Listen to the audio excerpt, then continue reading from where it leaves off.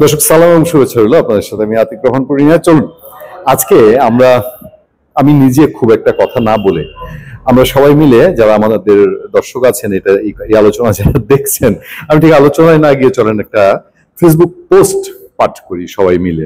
আমি পড়ি, আপনারা একটু শুনেন। হ্যাঁ, সেটা হচ্ছে ডক্টর আসিফ নজরুল, এই অন্তর্বর্তীকালীন সরকারের আইন উপদেষ্টা, দাপুটে মানুষ। তার পোস্টটা হচ্ছে এরকম: 15% কমিয়ে বাংলাদেশের উপর যুক্তরাষ্ট্রের শুল্ক 20%। অ্যানাদার সাকসেস অফ আইজি, মানে ইন্টারিম গভর্নমেন্টের অ্যানাদার সাকসেস। আমরা চলুন যে আমরা নিজেরা এটা নিয়ে আমরা কমেন্ট করতে যাইনি ওনার ওয়ালে, মানে বুঝতে কম আমাদের, আমরা এটা কমেন্ট করে কি থেকে কি লিখে ফেলবো, দরকার নেই। উনি আইনের মানুষ। এক ভদ্রলোকের কমেন্টে আমার চোখ আটকালো প্রথমেই। কমেন্ট তো জানেন আপনারা যে একটা পোস্টের মর্মার্থ, ভেতরের গভীরতা বুঝতে হলে ওই পোস্টটা যদি আলোচিত হয় তাহলে ওটার কমেন্ট গুলো পড়া উচিত। আমি সিরিয়ালি কমেন্ট কিছু পড়ছিলাম, এত তো আর পড়তে পারবো না, 5-6 হাজার কমেন্ট অলরেডি আমি যখন দেখছিলাম। তো এক ভদ্রলোক কেএম সাব্বির, তিনি লিখছেন, সকাল সকাল সবাই সুসংবাদ দিলেন, রপ্তানি পণ্য যুক্তরাষ্ট্র বাংলাদেশের শুল্ক হার 35 ভাগ থেকে 20 ভাগ করেছে। ভালো খবর নিঃসন্দেহে, কিন্তু এর বিনিময়ে যুক্তরাষ্ট্রকে বাংলাদেশ কি কি সুবিধা দিচ্ছে সেটা কেউ বলছে না বিস্তারিত। সেটাও কিন্তু বিশেষভাবে জানা দরকার সকলের। মুদ্রার দুই দিকেই দেখা দরকার নয় কি? সবকিছুর জন্য নাগরিকদের মানসিকভাবে প্রস্তুত থাকা দরকার। কিন্তু যারা আজকে সুসংবাদ দিচ্ছেন তারা কেউ বলছেন না এনডিএ, নন ডিসক্লোজার এগ্রিমেন্ট তথা একটা গোপনীয়তার আওতায় সমঝোতা হলো।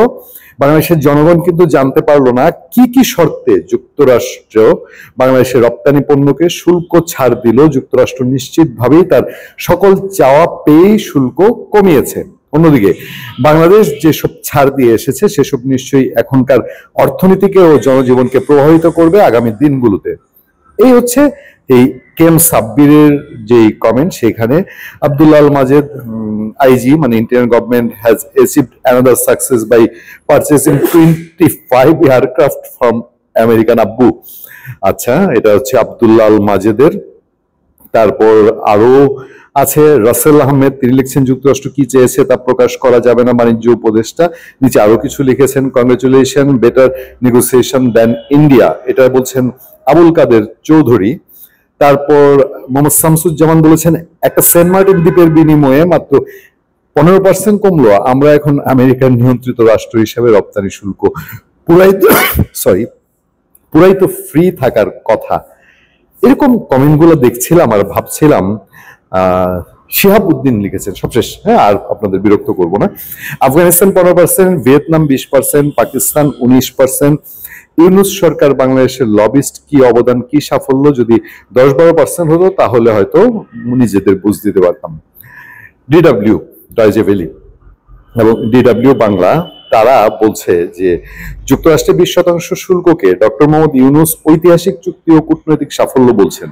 তবে কোন কোন কূটনীতিক অর্থনীতিবিদ মনে করেন চুক্তির শর্তগুলো জানা জরুরি। 20% শুল্কে স্বস্তি, চুক্তির শর্ত না জানায় সংশয়।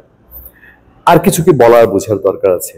বাংলাদেশ থেকে আমেরিকা কিছু না নিয়ে এটা করেছে, এটা আসলে না খুব সুস্থ মাথায় কেউই মনে করবে না, কেউই ভাববে না। এটা খুবই খুবই ডেঞ্জারাস একটা গেম হয়েছে এবং এই গেমের কোনো থাকছেন না, উনি থাকবেন না। ওনার কোনো জবাবদিহিতাও নাই, ওনার কোনো জবাবদিহিতার ব্যাপারও নাই। তার বয়সও হয়েছে 85 বছর, আর এই দেশে তিনি এক পা দিয়ে রেখেছেন কি রাখেন না, এরকম সিচুয়েশন। ফলে বাংলাদেশে কি গেল, কি আসলো, কি তাতে আসে যায়? ভালো থাকবেন, সুস্থ থাকবেন। আপনাদের সাথে আমি আতিক রহমান পূর্ণিয়া।